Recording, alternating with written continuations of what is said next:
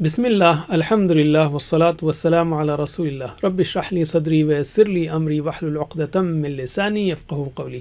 ناظرین السلام علیکم ورحمۃ اللہ وبرکاتہ۔ سیرت النبی صلی اللہ علیہ وسلم انگلیوں پر، اہم واقعات کو یاد رکھیے آسان طریقے سے 5 منٹ سیریز میں۔ سبق نمبر 18، تیسرا ہجری سال مدنی زندگی کا۔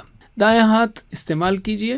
تیسرا ہجری سال ہے جس کے 3 حصے ہیں، سریہ زید رضی اللہ عنہ اور غزوہ احد اور غزوہ حمراء الاسد۔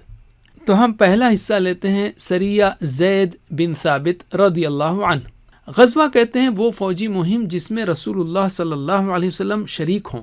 سریہ وہ فوجی مہم ہے جس کو رسول اللہ کسی صحابی کی قیادت میں بھیجیں۔ بدر کے بعد اور احد سے پہلے کچھ غزوات اور سرایا ہو چکے تھے، یہاں ان میں سے ایک اہم سریہ کا ذکر کیا جا رہا ہے۔ موسم گرما میں قریش ملک کے شام کی جانب تجارتی سفر کرتے جس کا راستہ مدینے سے گزرتا۔ اپنے تجارتی قافلے کو بچانے کے لیے قریش نے نئے راستے سے سفر شروع کیا جس کی خبر رسول اللہ تک پہنچ گئی۔ آپ صلی اللہ علیہ وسلم نے حضرت زید کی قیادت میں 100 صحابہ کو اس تجارتی قافلے پر حملے کے لیے بھیجا۔ مقصد یہ تھا کہ قریش کی طاقت کمزور ہو اور وہ صلح پر آمادہ ہوں تاکہ مسلمان ان کے حملوں سے محفوظ رہیں۔ حضرت زید نے قافلے پر حملہ کیا اور اس پر قبضہ کر لیا۔ قریش نے اس واقعے سے سبق لے کر صلح کرنے کے بجائے ایک اور بڑی جنگ کی تیاری کی، اسباق و عمل۔ نبی کریم صلی اللہ علیہ وسلم جہاں ایک جانب صلح چاہتے تھے، وہیں دوسری جانب اہل ایمان کی حفاظت کی فکر بھی آپ کو تھی۔ تکبر اور بیجا غصہ انسان کی سوچنے اور سمجھنے کی صلاحیت کو ختم کر دیتا ہے، جیسا کہ قریش نے کیا۔ علم یعنی ویڈیو روکیے اور ایک دوسرے کو سکھائیے۔ دوسرا حصہ، غزوہ احد۔ کفار مکہ نے جنگ بدر میں ملی شکست کا بدلہ لینے کے لیے ایک بڑا لشکر مدینے کی جانب بھیجا۔ اس میں 3000 فوجی، 200 گھوڑے، 700 زرہیں اور سواری و سامان کے لیے 3000 اونٹ تھے، اور دوسری جانب اسلامی لشکر میں صرف 1000 مرد تھے۔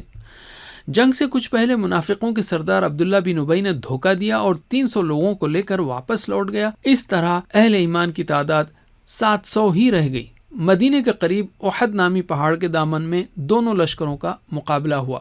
شروع میں مسلمانوں کو فتح نصیب ہوئی، مگر بعض افراد نے اپنے جنگی مورچے کو وقت سے پہلے چھوڑ دیا، حالانکہ انہیں رسول اللہ صلی اللہ علیہ وسلم نے نہ چھوڑنے کی تاکید کی تھی۔ خالد بن ولید نے، جو اس وقت تک مسلمان نہیں ہوئے تھے، اپنے ساتھیوں کو لے کر اس مورچے سے حملہ کیا۔ مسلمانوں کو سخت نقصان پہنچا۔ آپ کا ایک دانت ٹوٹ گیا، نچلا ہونٹ زخمی ہو گیا اور پیشانی بھی زخمی ہوئی، یہاں تک کہ آپ کی شہادت کی جھوٹی خبر پھیل گئی۔ صحابہ کرام نے رسول اللہ کی حفاظت کی خاطر بے مثال قربانیاں دیں۔ اس جنگ میں حضرت حمزہ و مصعب سمیت 70 صحابہ رضی اللہ عنہم شہید ہوئے اور کفار کے تقریباً 30 افراد ہلاک ہوئے۔ اسباق و عمل۔ رسول اللہ صلی اللہ علیہ وسلم کی ہدایات پر مکمل طور پر عمل کرنا ہی دنیا و آخرت میں نجات کا سبب ہے۔ دین کی سربلندی کے لیے مالی و جانی نقصان برداشت کرنے والوں کو اللہ بہترین بدلہ دے گا۔ علم۔ تیسرا حصہ، غزوہ حمراء الاسد۔ احد سے واپسی کے بعد رسول اللہ صلی اللہ علیہ وسلم کو مشرکین مکہ کے دوبارہ حملے کا اندیشہ تھا، اس لیے کہ احد میں مسلمانوں کو بھاری نقصان ہوا تھا اور مشرکین کی ہمت بڑھ گئی تھی۔ آپ نے دوسرے ہی دن کفار مکہ کے لشکر کا پیچھا کرنے کا فیصلہ کیا۔ صحابہ کرام اگرچہ زخموں سے چور اور غم سے نڈھال تھے، مگر اس کے باوجود سب نے آپ کی اطاعت کی۔ مشرکین مکہ کا لشکر مدینے سے کچھ فاصلے پر تھا اور مدینے پر دوبارہ حملے کی پلاننگ کر ہی رہا تھا۔ رسول صلی اللہ علیہ وسلم حمراء الاسد نامی جگہ تک گئے۔ کفار کو جب آپ کی آمد کا پتہ چلا تو وہ ڈر گئے اور واپس لوٹ گئے۔ اسباق و عمل۔ رسول اللہ صلی اللہ علیہ وسلم بہترین قائد تھے اور حالات پر ان کی گہری نظر تھی۔ صحابہ کرام رضی اللہ عنہم ہر حال میں آپ کی اطاعت کرتے تھے۔